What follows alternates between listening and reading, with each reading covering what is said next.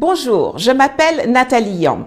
L'Ukraine et le Mali sont toujours au cœur de l'attention médiatique. Mais j'ai décidé cette semaine de parler d'autre chose, car franchement, tant que les autorités maliennes n'auront pas fait le pas décisif de la rupture avec la CEDEAO, tout ce que nous pourrons dire sur ce sujet ne sera que répétition. Cette semaine donc, je vais vous parler de quelque chose qui me tient à cœur, le vol de notre patrimoine culturel par les Occidentaux. Je vous invite à écouter attentivement cette vidéo jusqu'à la fin, car je vais vous démontrer à quel point ce sujet est important dans la lutte anti-impérialiste que nous menons. Je crois d'ailleurs que la période est propice pour aborder ce thème en ces temps où les adeptes des religions héritées de la colonisation sont en carême, donc en phase de méditation. Ce que je vais dire enrichira peut-être leur réflexion. Le sujet a été ramené sur le devant de l'actualité par la vente le 26 mars à Montpellier d'un masque qu'ils appellent œuvre d'art. Sauf que ce n'est pas d'œuvre d'art dont il s'agit. Ce sont nos objets religieux, cultuels, spirituels, rituels et sacrés qu'ils ont volés pendant la colonisation et qu'ils continuent, au vu et au su de tous, de garder chez eux en s'enrichissant grâce à eux, tels les vrais receleurs qu'ils sont. Adjugé 4 200 000. Adjugé vendu 4 millions d'œufs après 10 minutes d'enchères acharnées de bataille vive. Ce masque Fang du 19e siècle bat des records, mis à prix 500 000 €. C'est une pièce rare, sculptée dans la jungle en Afrique équatoriale. C'est un masque de jugement qui servait à rendre justice.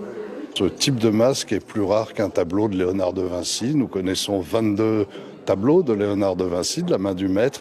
Et de la main de différents maîtres Fang du Gabon, on ne connaît que 10 ou 12 masques de ce type. Ce masque a été collecté par un gouverneur du Moyen-Congo au début du siècle dernier et transmis par descendance. Ce samedi, au moment de la vente, une délégation de Gabonais interrompt les enchères.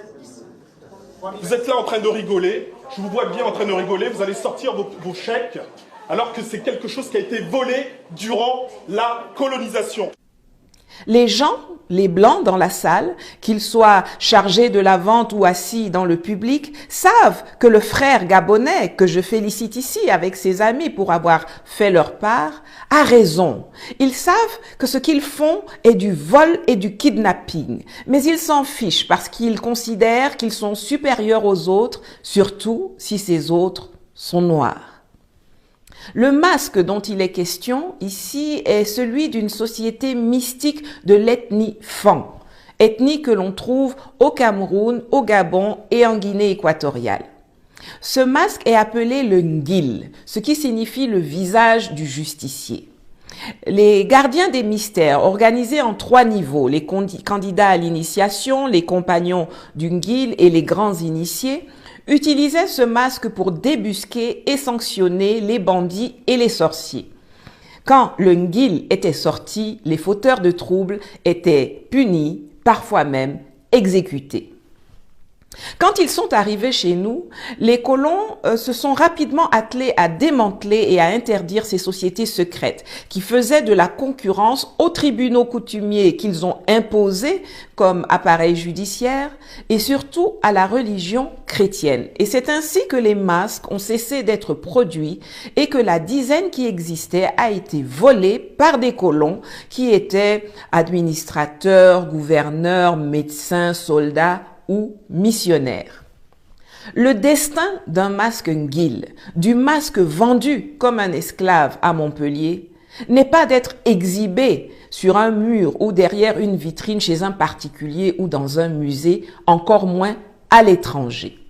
Sa destinée, c'est d'être caché et porté uniquement par une personne habilitée à le faire dans le cadre de la régulation judiciaire de la société Fang. Quand vous réfléchissez à ça, vous comprenez la peine des jeunes Gabonais à Montpellier. Moi, je la partage. Et ce que j'ai vu là-bas a encore plus affermi ma colère et ma détermination à combattre l'impérialisme sous toutes ses formes. Il n'y a pas de hasard. Je vous rappelle que c'est à Montpellier que le président sortant français Emmanuel Macron a énoncé au mois d'octobre dernier les termes du nouveau pacte colonial de la culture et que personne parmi les participants présents ou parmi les chefs d'État africains n'a trouvé bon de s'offusquer ou de protester. Bien au contraire, ceux présents dans la salle et sur la scène ont applaudi sous la direction des nouveaux apôtres de la France-Afrique sans cesse réinventés que sont entre autres Achille Mbembe et Claudie Siard.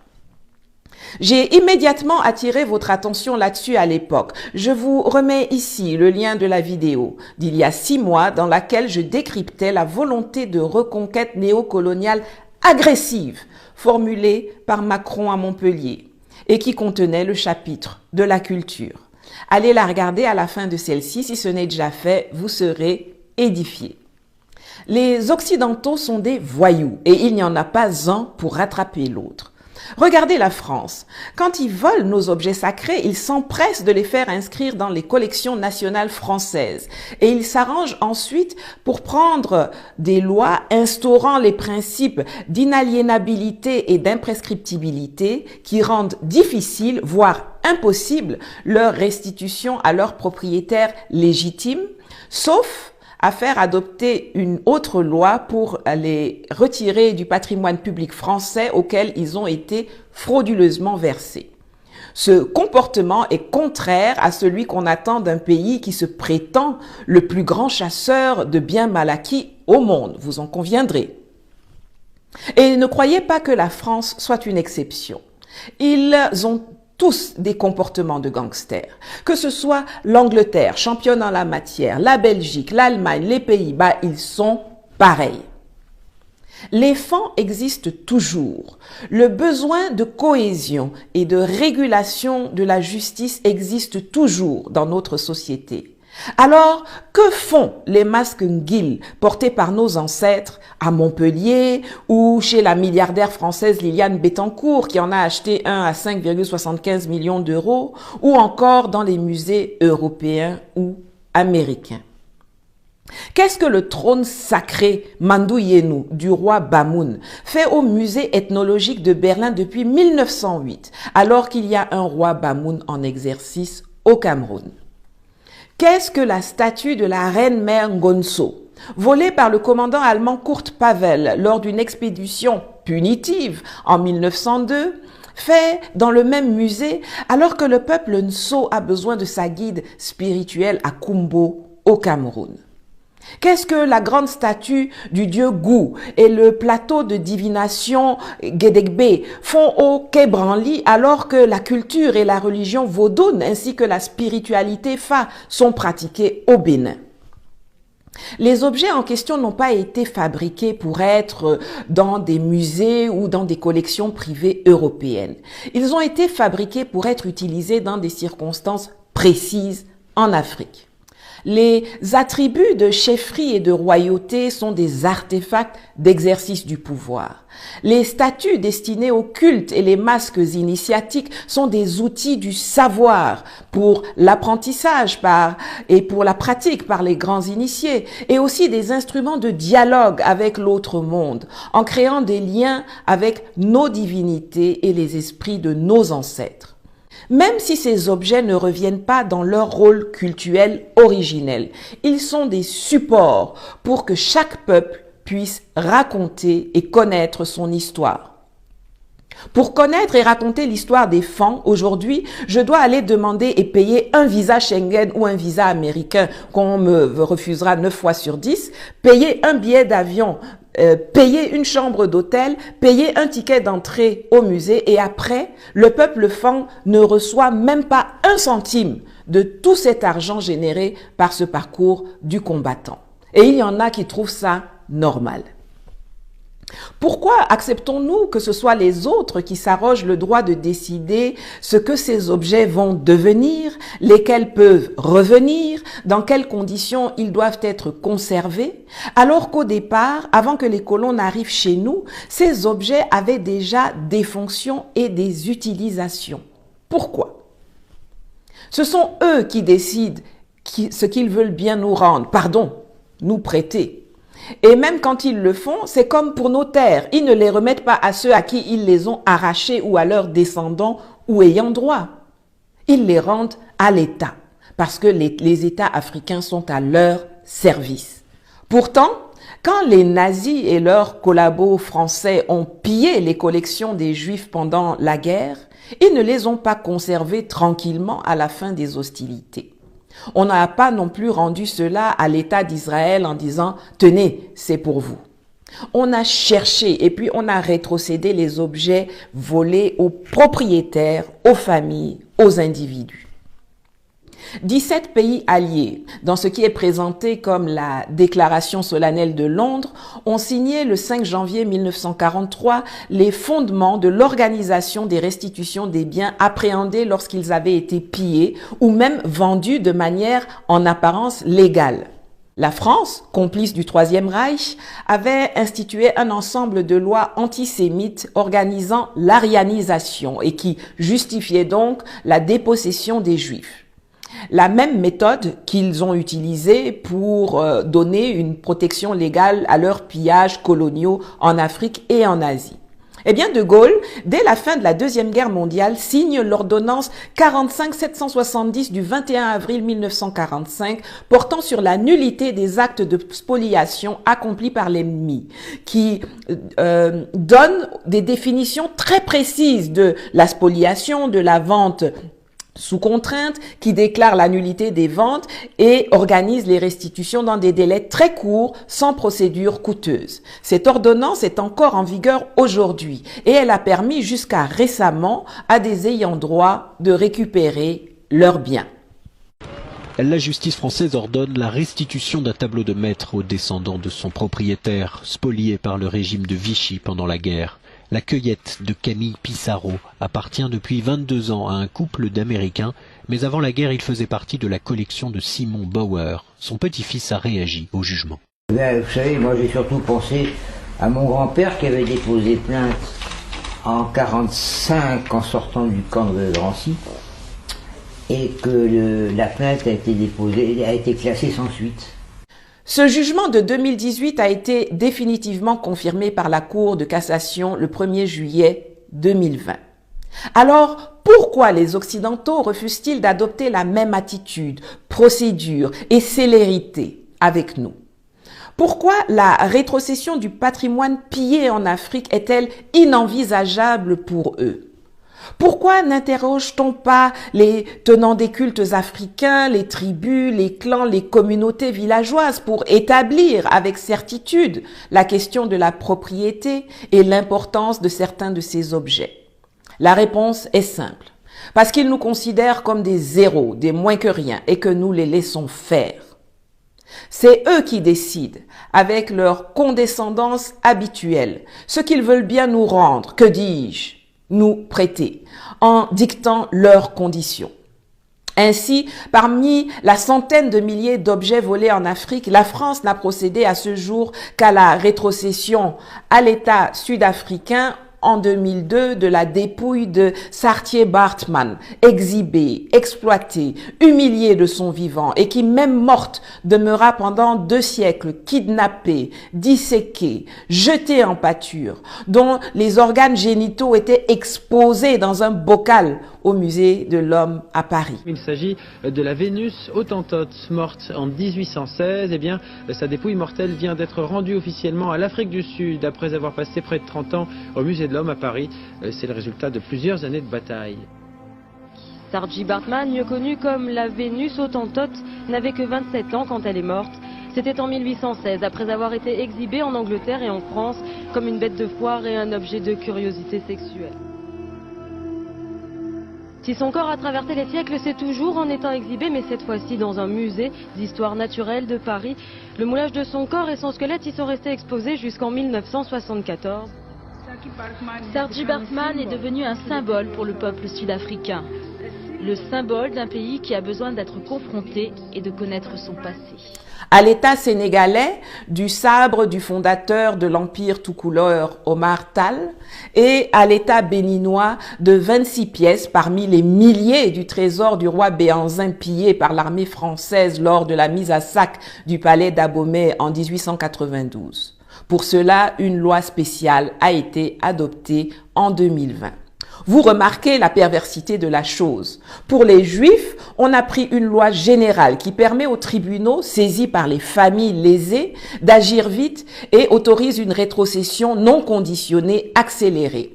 Mais pour les Africains, on a pris une loi générale qui empêche la restitution, dont la demande doit être émise par les États, sauf à ce que le Parlement français et non les tribunaux statuent en la matière. Genre, chaque objet devra obtenir le vote d'une loi spéciale avant d'être rendu. La plupart du temps, une fin de non-recevoir est opposée ou alors on accepte avec insolence de nous prêter ce qui nous appartient, comme avec le franc CFA et l'aide au développement où c'est notre propre argent qu'ils viennent nous prêter et qu'on leur rembourse ensuite avec des taux d'intérêt sonnants et trébuchants. Si encore la présence de ces butins de guerre servait à permettre aux générations de citoyens occidentaux de prendre conscience de la vraie histoire coloniale de leur pays. Mais non. Vous allez fouiller les livres d'histoire que l'on enseigne dans les écoles en France, vous ne trouverez aucune trace de la barbarie avec laquelle les colons français ont brûlé, tué, égorgé les populations et indépendantistes camerounais, ou affamé, torturer et liquider les travailleurs centrafricains parce qu'ils refusaient de construire le chemin de fer au Congo-Ouara dans des conditions de violence extrême. Vous fouillez les livres d'histoire que l'on enseigne dans les écoles de Belgique, vous ne trouverez aucune évocation des milliers de Congolais, adultes comme enfants, dont les mains ont été tranchées parce qu'ils ne produisaient pas assez de richesses pour l'un des plus grands barbares de l'histoire de l'inhumanité. Le roi belge Léopold II, qui avait annexé tout un pays comme sa propriété personnelle et a fait exterminer 10 millions de personnes. Pour s'assurer que leurs soldats utilisent ces balles pour tuer des gens, les officiers leur imposent cette règle.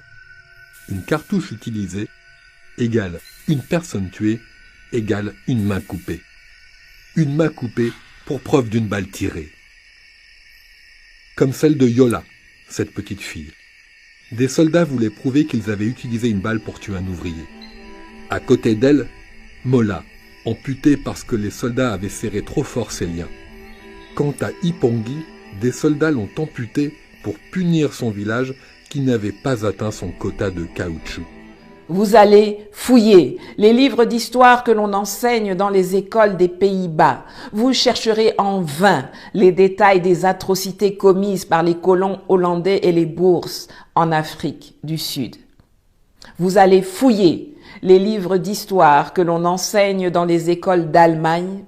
Vous ne trouverez pas trace des génocides des Herero et Nama perpétrés par les colons allemands dans le sud-ouest africain ou de la rébellion des Maji-Maji dans ce qui est aujourd'hui l'actuelle Tanzanie, qui a permis aux Allemands d'exterminer 200 000 Africains qui se révoltaient contre les conditions de travail forcées dans les champs de coton qui les esclavagisaient et affamaient les familles. Mais quand il s'agit de s'agripper à notre patrimoine culturel pour permettre de diffuser une version édulcorée des horreurs de la colonisation et de rabaisser les Africains, là, ils sont présents. Dans la droite ligne du discours de Sarkozy à Dakar, l'Occident s'absout lui-même de ses fautes en continuant d'en perpétrer. L'Europe a développé un storytelling très romanesque de ses épopées coloniales et nos objets sacrés et royaux font partie de ce mensonge qui se perpétue jusqu'à nos jours et qui, in fine, contribue à l'altération de la réalité et à l'effacement de notre histoire, de notre mémoire, de notre savoir, de notre savoir-faire, de notre dignité, de nos valeurs et de notre spiritualité. Parce qu'ils ont décidé d'instaurer le christianisme, Ils ont interdit et dénigré nos rites, les ont qualifiés de diaboliques et de sorcellerie, ont détruit et pillé nos objets de culte ou de royauté, les ont mis dans des cantines et sont allés les exposer comme butin de guerre dans leurs salons et leurs musées et s'enrichir avec. Mais est-ce que l'histoire d'un individu qui marche sur l'eau, qui meurt et ressuscite 3 jours après n'est pas aussi de la magie? Quelqu'un dont on vous donne le corps à manger et le sang à boire à chaque messe, ça ne relève pas de la sorcellerie, ça? Ils nous ont dépossédés de nos croyances, de nos coutumes, de notre spiritualité, de nos langues, de nos ressources et de notre prospérité. Et nous leur avons facilité la tâche. Pourtant, l'Afrique était première presque partout. La recherche, les mathématiques, la science, les hiéroglyphes, les pyramides en témoignent. Le sport même, avec le saut en hauteur qui faisait partie des rites d'initiation Tutsis au Rwanda, où les sauteurs pouvaient atteindre jusqu'à 2,50 m sans perche et de face. Les voyages avec les témoignages d'Européens comme l'anthropologue Armand Quatrefarge de Bro, les preuves rassemblées par des afros et descendants comme Ivan de Sertima ou les écritures, les dessins et les sculptures qui attestent de la présence d'Africains en Amérique dès les années 1307, 1311, bien avant que Christophe Colomb n'y pose un orteil. Regardez les sculptures et les masques africains. Il est universellement reconnu que tous ceux qu'il présente aujourd'hui comme les pionniers de l'art contemporain, du cubisme, comme Modigliani, Picasso, Brancusi, Derain, se sont inspirés de nos masques, de nos objets, de nos statues. Souvent, les gens se demandent comment l'Afrique a pu passer du stade de pionnière à celui de dernière de la classe dominée en permanence que nous lui connaissons aujourd'hui. La réponse, c'est que nous avons accepté de tourner le dos à nos traditions pour aller nous soumettre à celles des autres. Tous les jours, on est fourré dans les églises, dans les temples, dans les mosquées, à adorer les dieux des autres, à prier pour une vie meilleure dans l'au-delà avec plus de zèle que les propriétaires même de la religion, au lieu de lutter pour améliorer notre quotidien. Or, ceux-là même qui ont créé les religions, eux, leur obsession, c'est de se bâtir une vie confortable sur cette terre. Chez eux, les gratte-ciel poussent comme des champignons. Ils ont des assurances pour tout et une espérance de vie au-delà de 90 ans. Alors que nous vivons dans des taudis. Nous perdons la moitié de nos enfants quand nous les mettons au monde avant qu'ils n'atteignent l'âge de 5 ans. Quand nous ne mourrons pas nous-mêmes en pagaille en couche. Mais c'est nous qui sommes tous les jours en train de donner de l'argent à l'église ou à la mosquée en disant « Dieu va faire notre palabre, Dieu est grand ». Mais quel Dieu? Le Dieu des autres? Et après on s'étonne que l'on soit derrière. C'est parce qu'elle a refusé l'implantation du christianisme que l'Asie est ce qu'elle est aujourd'hui. Le Japon, sommet constant de l'innovation, s'est accroché à son shintoïsme. La Chine, qui domine tout depuis sous la mer jusque dans l'espace, célèbre le bouddhisme. L'Inde, puissance nucléaire, plus grande démocratie au monde, n'a jamais renié l'hindouisme. Israël a le judaïsme, les pays arabes qui nous dépassent pêle-mêle là ont l'islam. Les peuples forts n'ont jamais tourné le dos à leur culture et à leur histoire. Et c'est ce qui explique pourquoi l'Afrique est faible. Le kidnapping de notre patrimoine culturel et culturel est un moyen pour l'Occident de pérenniser cet affaiblissement. Vous imaginez les cris d'orfraie si nous détenions leurs fétiches, leurs idoles, leurs objets religieux ou royaux? Mais vous imaginez seulement le raffut que ça ferait si on leur prenait la croix de Jésus de Notre-Dame, le Saint-Suaire de Turin ou la statue de Jeanne d'Arc de la cathédrale de Reims pour aller les déposer à Garoua, à Porto Novo ou à Abuja? Mais ils seraient prêts à nous faire la guerre pour les récupérer. Les musées européens qualifiés d'ethnologiques quand ça nous concerne, alors que l'ethnologie englobe tous les peuples, même ceux d'Europe, sont la célébration permanente par ces pays d'un impérialisme conquérant dont ils sont nostalgiques et qu'ils veulent faire renaître à tout prix avec encore plus de force. Les musées sont apparus avec la colonisation. Ils font partie intégrale du système colonial. La prise en otage de nos icônes, objets de culte et attributs royaux est la forme la plus vicieuse et narquoise de la perpétuation d'un néocolonialisme flamboyant et assumé. Ils gardent les crânes, les mains, les dents, les corps de nos ancêtres en otage dans leurs caves, mais se prétendent les détenteurs de l'humanisme mondial et de l'état de droit. Mais quel pays, se réclamant de l'état de droit et du respect de la propriété privée, conditionne la rétrocession de biens volés au fait que le propriétaire doit d'abord prouver qu'il a les capacités de bien traiter et conserver les objets concernés qui ont été, je le répète, créés bien avant leur arrivée en Afrique et pas pour être conservés dans les conditions qu'il nous édicte. Est-ce qu'il pose ces conditions aux Juifs? Quel pays se réclamant de l'humanisme n'envisage à aucun moment un partage économique et financier avec les propriétaires légitimes des centaines de milliards d'euros et de dollars de revenus qu'ils ont générés avec notre patrimoine? Si les Européens n'ont pas la bienséance de reconnaître leur tort, de venir d'eux-mêmes vers nous en disant « ces objets ne nous appartiennent pas, dites-nous ce que nous devons faire avec eux », alors c'est à nous d'avoir le courage de faire ce qui est nécessaire. Et si les États ne sont pas à même de réclamer fermement le retour de nos biens, de conditionner la vente de nos matières premières ou l'octroi de licences d'exploitation, d'exploration, d'investissement au retour de nos pièces, parce qu'ils sont dirigés par les marionnettes de l'Occident. Si nos associations de la société civile ne s'approprient pas ce combat parce qu'elles sont plus intéressées par les miettes pécuniaires que leur jettent les Européens pour faire la promotion des homosexuels, des transgenres et du climat, plutôt que par la restauration de notre dignité et de notre patrimoine culturel et culturel, alors il faudra que ce soit les enfants de la diaspora qui aient le courage de faire ce qu'il faut. Et encore une fois, on constate que les anglophones sont plus engagés que les francophones. En Grande-Bretagne, une autre restitution de patrimoine. L'université de Cambridge a remis officiellement au Nigeria une sculpture de coq en bronze pillée il y a un siècle, connue sous le nom d'Okukor.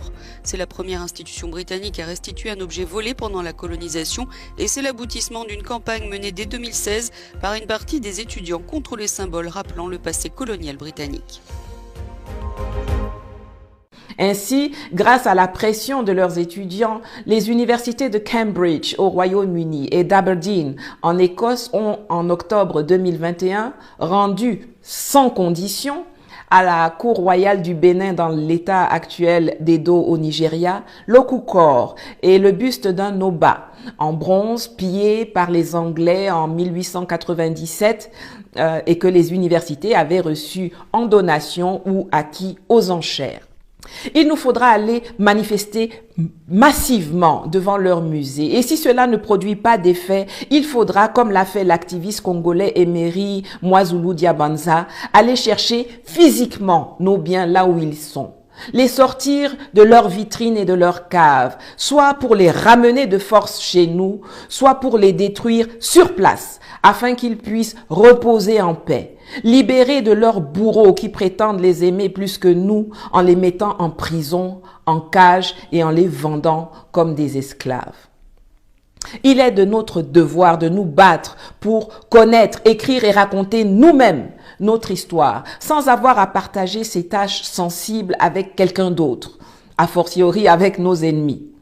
Et il est temps pour chacune et chacun d'entre vous d'intégrer le fait que le combat que nous menons est une lutte de pouvoir et de survie, qu'elle est brutale et dangereuse, et que nous la gagnerons le jour où nous aurons décidé de nous faire craindre et respecter par tous les moyens nécessaires.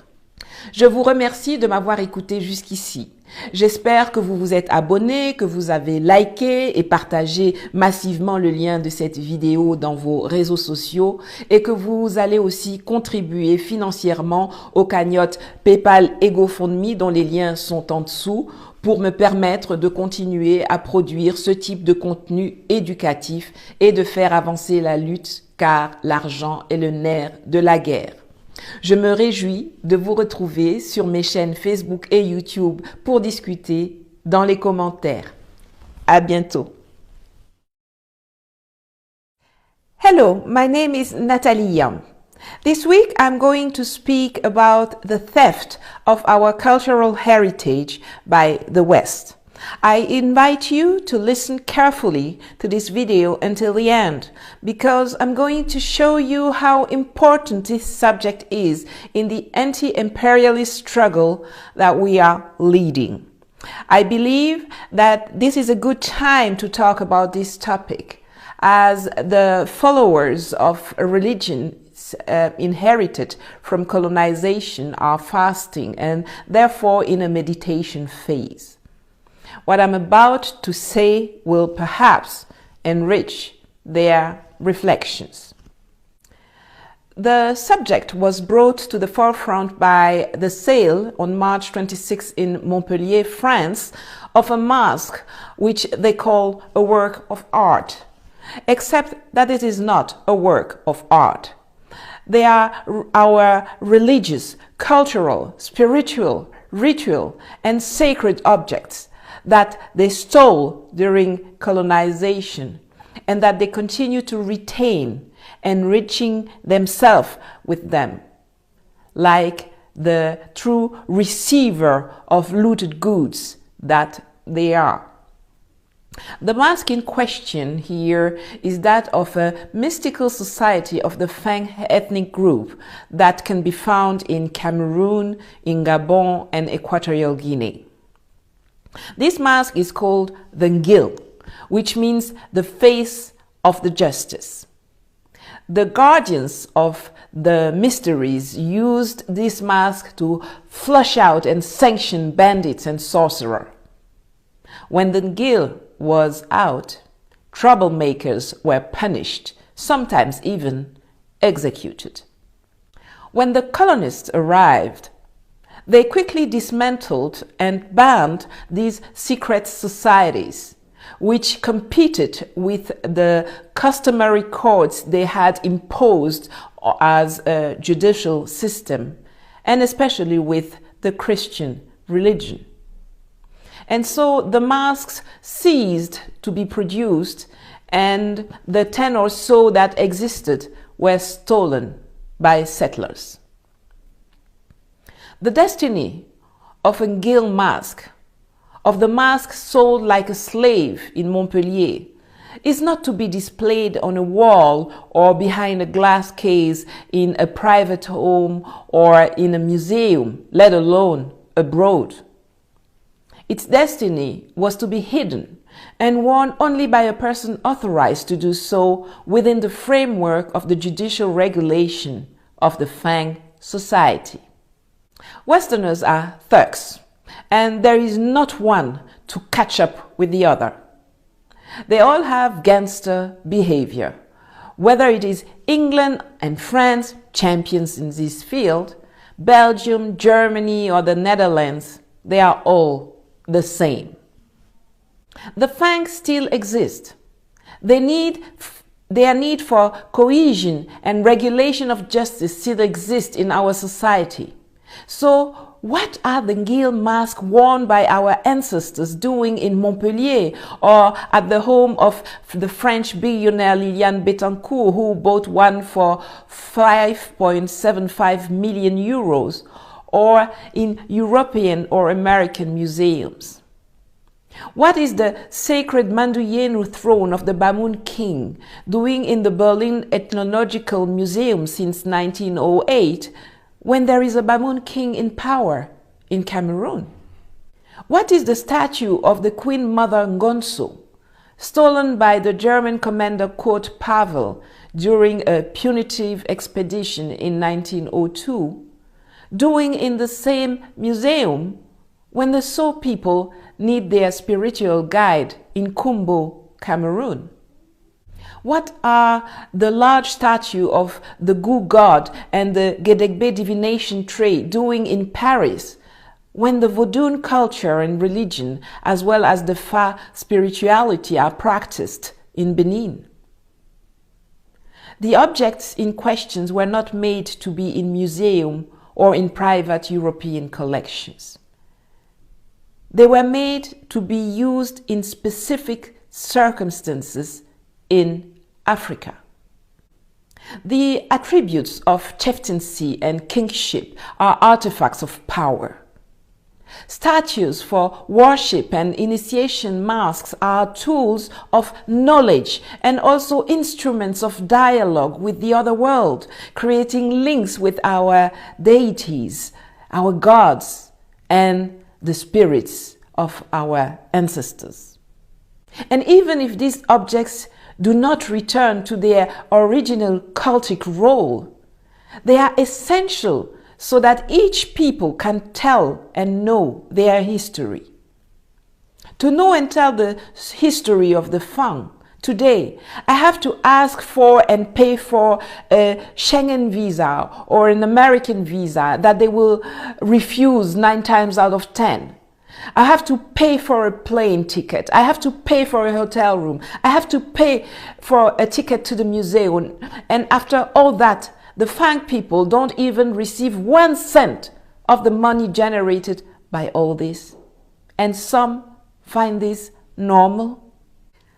Why do we accept that it is others who decide what will become of these pieces?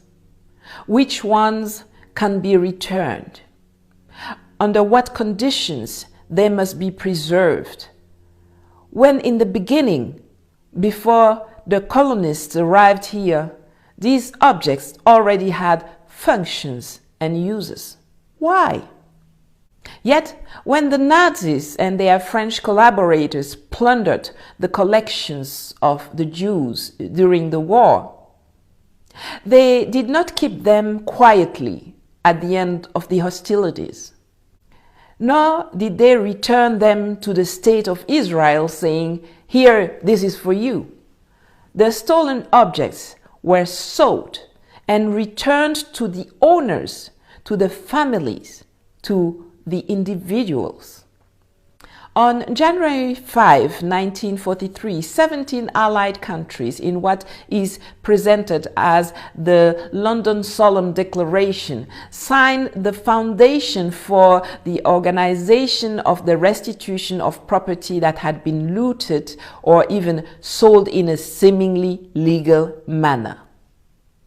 France, an accomplice of the Third Reich, had voted a set of anti-Semitic laws organizing Aryanization and thus justifying the dispossession of the Jews. The same method they are using to give legal protection to their colonial plunder in Africa and Asia. But at the end of the Second World War, in 1945, de Gaulle signed an ordinance on the nullity of acts of spoliation carried out by the enemy, which gave very precise definitions of spoliation and forced sales, which declared sales null and void, and organized restitutions within very short deadlines without costly procedures. This ordinance is still in force today, and until recently, it has allowed rightful claimants to recover their property. So why do Westerners refuse to adopt the same attitude, procedures, and speed with us? Why is the retrocession of the plundered heritage in Africa unthinkable for them? Why don't they question the African cult leaders, the tribes, the clans, the village communities to establish with certainty the question of the ownership and the importance of some of these goods? The answer is simple. because they consider us as zero, less than nothing, and we let them do so. Thus, among the hundreds of thousands of objects stolen in Africa, France has only proceeded to this day to the retrocession of 28 of them. You notice the perversity of the thing. For the Jews, a general law was passed that allows the courts seized by the families and descendants to act quickly and to permit an accelerated, unconditional retrocession. But for the Africans, a general law was passed that prevents restitution unless the French Parliament, and not the court, rules on the matter. Likewise, each object must be requested by a state and will have to obtain the vote of a special law before being returned. Most of the time, they refuse, and they arrogantly accept to lend us what belongs to us. If only the presence of these spoils of war served to make generations of Western citizens aware of the true colonial history of their country. But no. If you look at the history books taught in French, Belgian, Dutch, or German schools, you will find not any trace of the barbarity with which the French colonists burnt, killed, slit the throats of the Cameroonian populations and independence fighters. You will not find any mention of the thousands of Congolese adults and children whose hands were cut off because they did not produce enough wealth for one of the greatest barbarians in the history of humanity, Belgian King Leopold II, who had annexed an entire country as its personal property. Neither of the atrocities committed by the Dutch settlers and the Boers in South Africa, nor of the genocide of the Herero and Nama, or of the extermination of the Maji-Maji committed by the Germans in what is now Namibia and Tanzania. But when it comes to clinging to our cultural heritage in order to spread a watered-down version of the horrors of colonization and to belittle the African people, there they are. Europe has developed a very romantic storytelling of its colonial epics, and our sacred and royal objects are part of this lie, which is perpetuated until today and which contributes to the alteration of reality, to the erasure of our history, our memory, our knowledge, our know-how, our dignity, our values, and our spirituality. Because they decided to establish Christianity, they banned and denigrated our rights, called them diabolical and witchcraft. They destroyed and looted our objects of worship and royalty. But isn't the story of a person who walks on water, dies and comes back to life 3 days later also magic? Someone whose body is given to you to eat and whose blood is given to you to drink at every mass. Isn't that witchcraft? They have robbed us of our beliefs, our customs, our spirituality, our languages, our resources, and our prosperity. And we made it easy for them. Yet, Africa was first almost everywhere. Research, mathematics, science, ancient Egypt testifies to this. The sculpture, the art. Look at the African masks. It is universally recognized that all those whom they present today as the pioneers of contemporary art, of cubism, such as Modigliani, Picasso, Brancusi, Derain, were inspired by our masks, our objects, our statues. People often ask how Africa was able to go from being top of the class to being the last, the permanently dominated that we know today.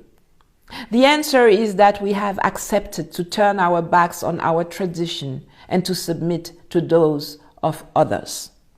Every day, we are stuffed into churches, temples, and mosques, worshipping other people's gods, praying for a better life in the hereafter, with more zeal than the very owners of these religions, instead of fighting to improve our daily lives. Meanwhile, the obsession of those who have created those very religions is to build themselves a comfortable life on this very earth. Asia is what it is today because it refused the implantation of Christianity. Japan, a constant summit of innovation, has clung to its Shintoism. China, which dominates everything from under the sea to the outer space, celebrates Buddhism. India, a nuclear power, the world's largest democracy, they say, has never renounced Hinduism. Israel has Judaism, and the Arab countries which outstrip us have Islam. Strong peoples have never turned their backs on their culture and history. And this is why Africa is weak. The kidnapping of our cultural heritage is a way for the West to perpetuate this weakening. The European museums appeared with colonization. They are an integral part of the colonial system. Taking our icons, objects of worship, and royal attributes hostage is the most vicious and snide form of the perpetuation of a flamboyant and assumed neo-colonialism. They keep the skulls, the hands, the teeth, the bodies of our ancestors hostage in their cellars, but claim to be the holders of world humanism and the rule of law.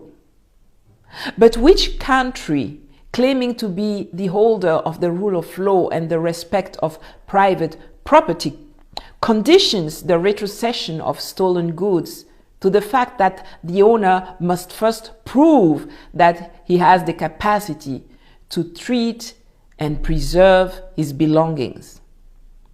Do they impose the same conditions to the Jews when they return their properties to them?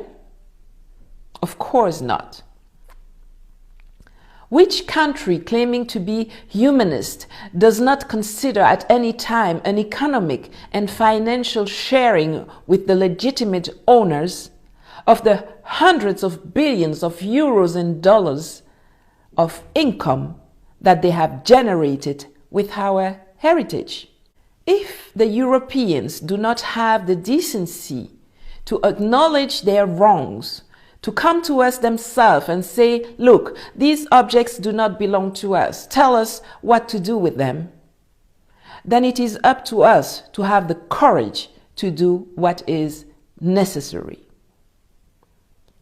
And if our states are not able to firmly demand the returns of our goods, to condition the sale of our raw materials or the granting of exploration or production or investment licenses to the return of our heritage, because they are led by the puppets of the West. If our civil society associations do not take ownership of this struggle, because they are more interested in the financial crumbs thrown to them by the Europeans to promote homosexuals, transgenders, and the climate, rather than the restoration of our dignity and our cultural and religious heritage. Then it will have to be the children of the diaspora who will have to have the courage to do what is necessary. Once again, we see that Anglophones are more committed than Francophones.